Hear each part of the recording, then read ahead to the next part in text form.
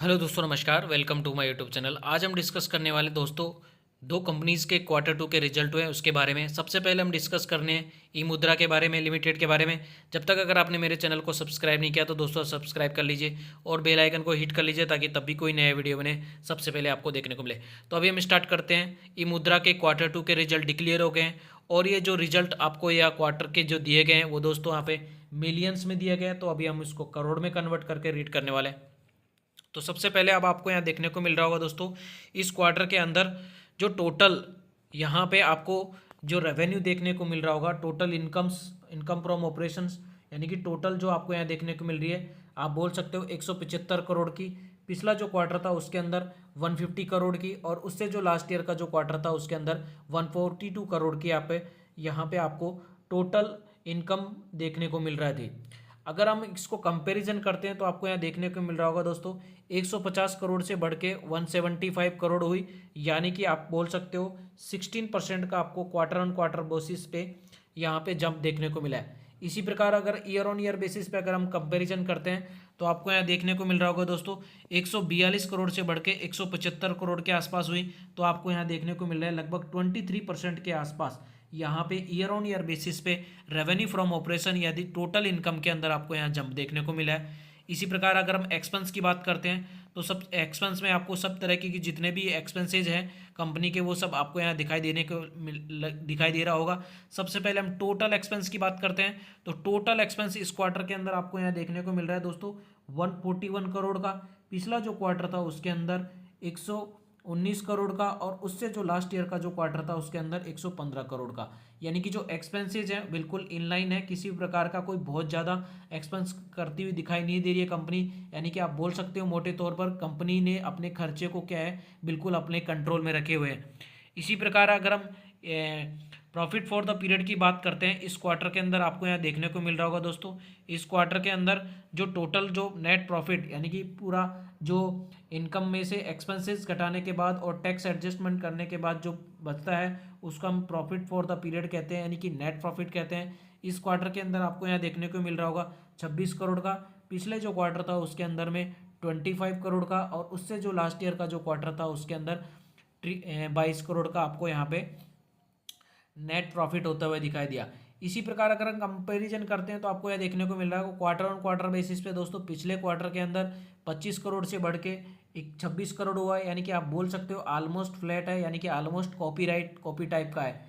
इसी प्रकार year on year basis पे अगर हम कंपैरिजन करते हैं तो आपको यहाँ देखने को मिल रहा होगा 22 करोड़ से बढ़ के 26 करोड़ हुआ, यानी कि 18% की आपको यहाँ तेजी देखने को मिली है, यानी कि 18% कंपनी ज़्यादा प्रॉफिट अर्न करती हुई दिखाई दे रही है। इसी प्रकार अगर हम ईपीएस की बात करते हैं तो ईपीएस इस क्वार्टर के अंदर आपको यहाँ देखने को मिल रहा है 3 रुपये 9 पैसे। पिछला जो क्वार्टर था उसके अंदर 3 रुपये 5 पैसे, और उससे जो लास्ट ईयर का जो क्वार्टर था उसके अंदर 2 रुपये 70 पैसे आपको यहाँ पे ईपीएस दिखाई दे रहा है।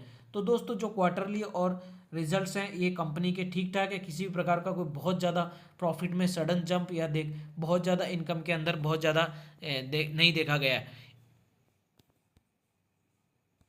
तो दोस्तों इसी प्रकार हम दूसरे जो कंपनी है वर्लपूल ऑफ इंडिया लिमिटेड, इसके क्वार्टर टू के इसके भी रिजल्ट डिक्लेयर हो गए, तो उसके बारे में डिस्कस करते हैं। सबसे पहले आपको यह बताने वाला चाह रहा हूँ कि ये जो डाटा दिया गया है वो लाख्स में दिया गया है, तो उसी प्रकार हम इसको अभी रीड करने वाले हैं। सबसे पहले हम देखते हैं कि जो आपको यहाँ पे इनकम देखने को मिल रही होगी रेवेन्यू फ्रॉम ऑपरेशंस और अदर इनकम से, यानी कि टोटल इनकम आपको यहाँ पे इस क्वार्टर के अंदर आपको देखने को मिल रही है 1697 करोड़ की। पिछला जो क्वार्टर था उसके अंदर आपको यहाँ देखने को मिल रही है दोस्तों 2486 करोड़ की, और उससे जो लास्ट ईयर का जो क्वार्टर था उसके अंदर 1762 करोड़ की आपको यहाँ पे टोटल इनकम देखने को मिली। अगर इसका कंपैरिजन करते हैं क्वार्टर ऑन क्वार्टर बेसिस पे आपको गिरावट देखने को मिली है, जो 24 करोड़ से घट के 16 करोड़ हुई, यानी कि आपको 31% के आसपास यहाँ पे गिरावट देखने को मिली है क्वार्टर ऑन क्वार्टर बेसिस पे टोटल इनकम के अंदर। इसी प्रकार ईयर ऑन ईयर बेसिस पे अगर हम कंपैरिजन करते हैं तो 17 से बढ़ के मतलब 17 से घट के 16 करोड़ के आसपास, यानी कि 1762 करोड़ से घट के 1697 करोड़, यानी कि 3% की आपको यहाँ पे ईयर ऑन ईयर बेसिस पे गिरावट देखने को मिली है। यानी कि टोटल इनकम के अंदर दोस्तों क्वार्टर ऑन क्वार्टर बेसिस पे भी गिरावट देखने को मिली है और ईयर ऑन ईयर बेसिस पे भी आपको यहाँ गिरावट देखने को मिली है। इसी प्रकार अगर टोटल एक्सपेंस की बात करते हैं तो आपको देखने को मिल रहा होगा इस क्वार्टर के अंदर टोटल एक्सपेंस 1649 करोड़ का। पिछला जो क्वार्टर था उसके अंदर 2290 करोड़ बोल सकते हो, और उससे जो लास्ट ईयर का जो क्वार्टर था उसके अंदर 1688 करोड़ का आपको यहाँ पे टोटल एक्सपेंस दिखाई दिया। तो एक्सपेंसेस जो ऑलमोस्ट जो ठीक ठाक है, कंपनी ने मतलब जो एक्सपेंसेज हैं वो अपने कंट्रोल में रखे हैं, किसी प्रकार का कोई बहुत ज़्यादा एक्सपेंस यहाँ पे दिखाई नहीं दे रहा है। इसी प्रकार अगर टोटल प्रॉफिट, यानी कि सबसे पहले हम इसमें एक चीज़ देखते हैं दोस्तों, आपको यहाँ देखने को मिल रहा होगा इस क्वार्टर के अंदर आपको कंपनी को यहाँ पे टैक्स बेनिफिट्स हुआ है 6 करोड़ का, और उससे जो लास्ट ईयर का जो क्वार्टर था उसके अंदर में 5 करोड़ का यहाँ पे टैक्स क्रेडिट, यानी कि टैक्स में आपको यहाँ पे कुछ चेंजेस मतलब दिखाई दे रहा है।